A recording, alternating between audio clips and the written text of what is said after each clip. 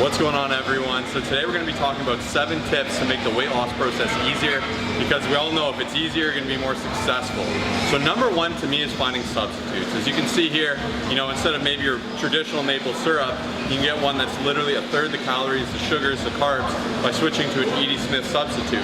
Switching out full-fat popcorn to low-fat popcorn. So the list is endless. We've done a ton of video on great macro hacks. You can check that out down below. But finding these substitutes, you can eat the same foods with way less calories and therefore eat more calories throughout the day. And number 2 tip, this is so important. This is something a lot of people overlook. There's a massive difference between 400 calories of Pop-Tarts versus 400 calories of veggies.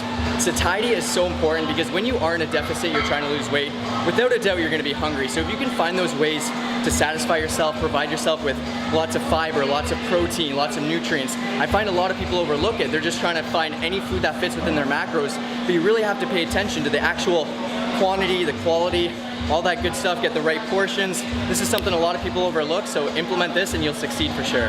Number 3 is one of my favorite tips, is plan ahead. Preparation leads to success. By actually mapping out your day and knowing what's going on, it really helps out. If you're just going through the day, you eat something, you log in and you're like, shoot, I'm way over my caloric intake, that's gonna put you in a bad position, right? Whereas if you map everything out in the morning, you start to guesstimate your day, maybe having this for lunch, this for dinner, and even if these things change, you can adjust them before you eat it. So by actually planning ahead with your diet, when you're gonna have your meals, where you're gonna have your meals, you're gonna ensure you're not stranded without a paddle, you're gonna be fully prepared to succeed. And number 4, once again, this one is super important. I feel like every single tip is so important because they all play a massive role in helping you keep the weight off long-term, sustainably, and just for the rest of your life. A lot of times, studies have shown that most people that do lose the weight, that's not the hard part. The hard part is actually keeping it off after that cut.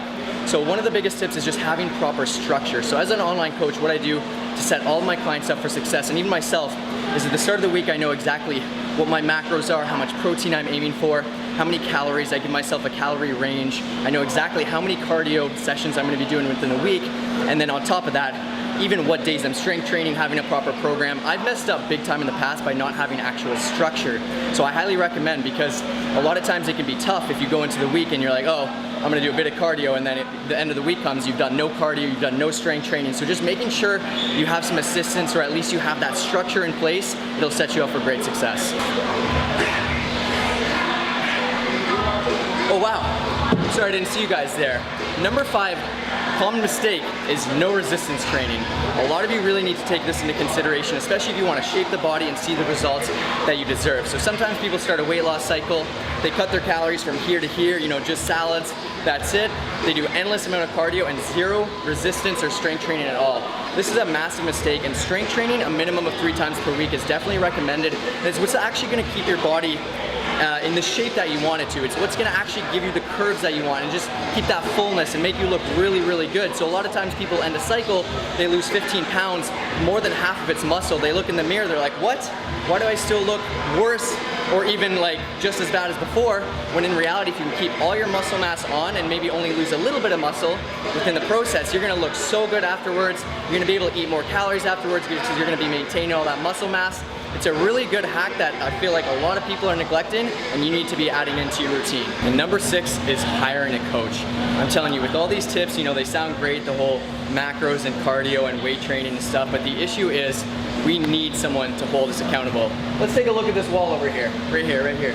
We got all the top basketball players that have ever played. They all had coaches, they all had someone to create a direction for them. Every single professional athlete, I don't care who you are, we need someone to create a game plan for us to succeed within the future. Okay, a lot of times we make emotional decisions within our journey. Let's say one week the scale doesn't go down, you're having 1,600 calories, you decide to bring it under 1,000 because you're like, wow, the scale didn't go down. Myself as a coach, my goal is to be like, hey, you know what? We are still down on average, we still did this, okay, you were stress eating, okay, maybe you had your period, there's so many different things, but just having that reassurance, that accountability, that structure, it's so huge. I don't care who the coach is that you hire, it can be me, it can be Josh, it can be anyone, just get some accountability, even if it's for 1 to 2 months, to set you up for success, and it will benefit you so long in the future. So 7 is gonna be a little bonus, a little 2-parter. These are 2 things people overlook in their diet.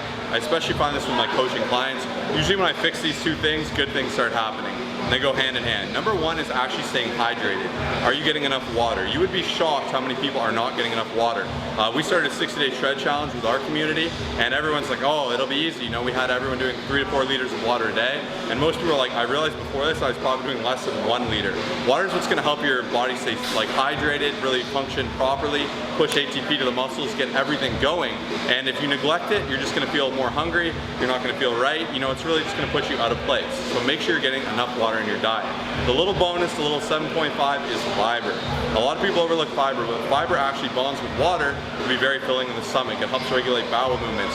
It has such an important place in the diet, but most people do overlook it. You know, if you're really low in fiber, really look into high fiber foods or perhaps a fiber supplement if you are really deep in a deficit.